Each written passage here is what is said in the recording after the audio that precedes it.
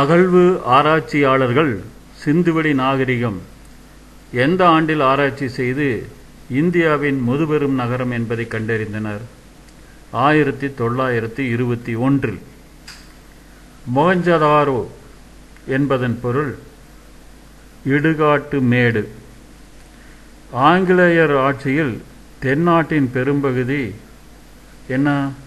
சென்னை மாகாணம்.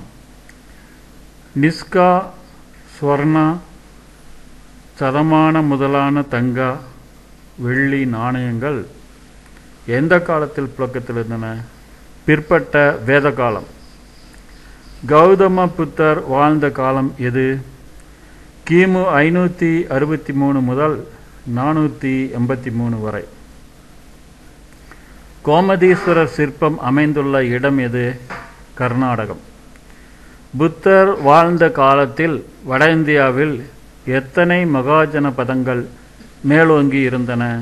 16. பாடலிபுத்திரத்தில் பெரிய கோட்டை அமைத்தவர் யார்? அஜாதசத்ரு. குஷான வம்சத்தின் தலைசிறந்த மன்னராக விளங்கியவர் யார்? கனிஷ்கர்.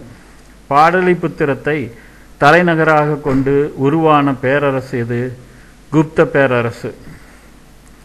பாடலிபுத்திரத்தில் 3வது பௌத்த மாநாட்டை கூட்டியவர் யார்? அசோகர். பௌத்த அறிஞரான அசுவகோசரால் வடமொழியில் எழுதப்பட்ட நூல் எது? புத்த சரிதம். உலகின் மிகப்பெரிய பவளப்பாறை எந்த கடற்கரையில் உள்ளது? ஆஸ்திரேலியா. அணுசக்தி துறையின் தந்தை யார்? சாராபாய். சந்திரனின் மறுபக்கத்தை லூனா 3 என்ற செயற்கைக்கோள்தான் எந்த ஆண்டில் முதலில் புகைப்படம் எடுத்தது? 1959. மிகப்பெரிய பாலைவனமான சகாரா இக்கண்டத்தில் எங்கு அமைந்துள்ளது? எந்த கண்டத்தில் அமைந்துள்ளது? ஆப்பிரிக்கா.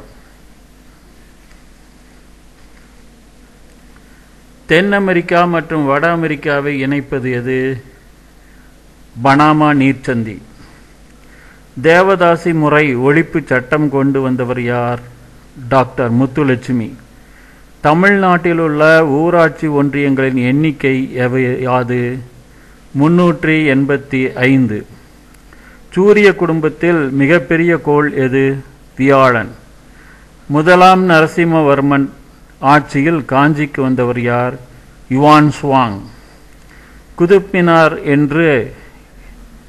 என்ற கோபுரத்தை கட்டத் தொடங்கியவர் யார்? குத்புத்தீன். எந்த ஆண்டில் டெல்லி தைமூரால் கைப்பற்றப்பட்டது? கிபி 1398. சுல்தான்களின் நீதித்துறை அமைச்சர் யார்? காசா உல் கசாத். தலைக்கோட்டை போர் நடைபெற்ற ஆண்டு எது? கிபி 1565. மும்பைக்கு அருகில் எலிபண்டா குகை கோயிலை கட்டி முடித்தவர்கள் யார்? ராட்டிரக்கூடர்கள். கங்கை கொண்ட சோழபுரம் என்னும் நகரை நிறுவியவர் யார்? ராஜேந்திர சோழன். சோநாடு வழங்கி அருளிய சுந்தரபாண்டியன் என்று புகழப்பட்டவர் யார்? முதலாம் மாரவர்மன் சுந்தரபாண்டியன். கண்டத்தின் மேலடுக்கானது எவ்வாறு அழைக்கப்படுகிறது? சியால். பனியாற்றினால் அரிக்கப்பட்டு ஆழப்படுத்தப்படுவதால் உருவாகும் நிலத்தோற்றத்துக்கு என்ன பெயர்? வடிவ பள்ளத்தாக்கு.